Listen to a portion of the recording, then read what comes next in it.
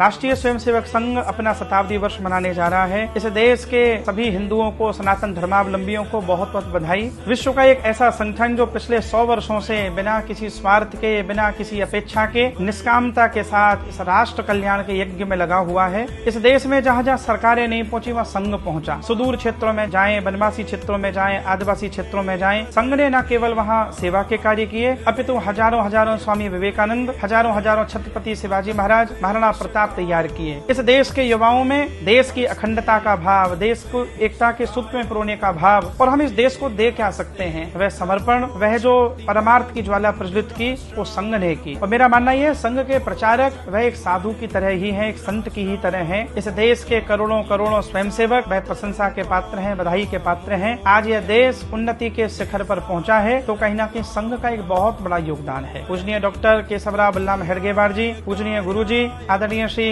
बाला साहेब देवरस, श्रद्धेय श्री सुदर्शन जी, श्रद्धेय श्री रज्जू भैया समेत अनेक हमारे संघ चालकों की ये प्रवाही परंपरा जो करोड़ों करोड़ों स्वयंसेवकों तक पहुंची, हम भाग्यशाली हैं कि ऐसे काल में पैदा हुए हैं। मैं देश के युवाओं को आग्रह करता हूं, इस शताब्दी वर्ष को उत्सव के रूप में तो मनाएं, लेकिन हजारों हजारों लाखों लाखों डॉक्टर हेडगेवार जी पैदा हों, गुरु जी पैदा हों। इस देश की सामाजिक समरसता बच पाई है, इस देश का कुटुंब बच पाया है, इस देश में प्रकृति पर्यावरण बच पाई है, तो वह यज्ञ और उसकी ज्वाला कहीं प्रज्वलित हुई है वो संघ के द्वारा ही हुई है। मैं संघ के सभी प्रवाही परंपरा के हमारे प्रचारकों को, करोड़ों करोड़ों स्वयंसेवकों को बधाई देता हूं। और मैं सौभाग्यशाली रहा, मुझे भी संघ का स्वयंसेवक होने का सौभाग्य प्राप्त हुआ। मैं स्वयं को गौरवान्वित अनुभव करता हुआ देश के युवाओं से आग्रह करता हूं, संघ के साथ जुड़े, राष्ट्र के साथ जुड़े, सनातन के साथ जुड़े और इस देश को कीर्ति के, यश के उच्चतम शिखर पर हम सब लोग मिलकर ले जाएं। ऐसी मैं भावना व्यक्त करता हुआ आप सबको संघ के शताब्दी वर्ष की अनेकानेक शुभकामनाएं देता हूँ।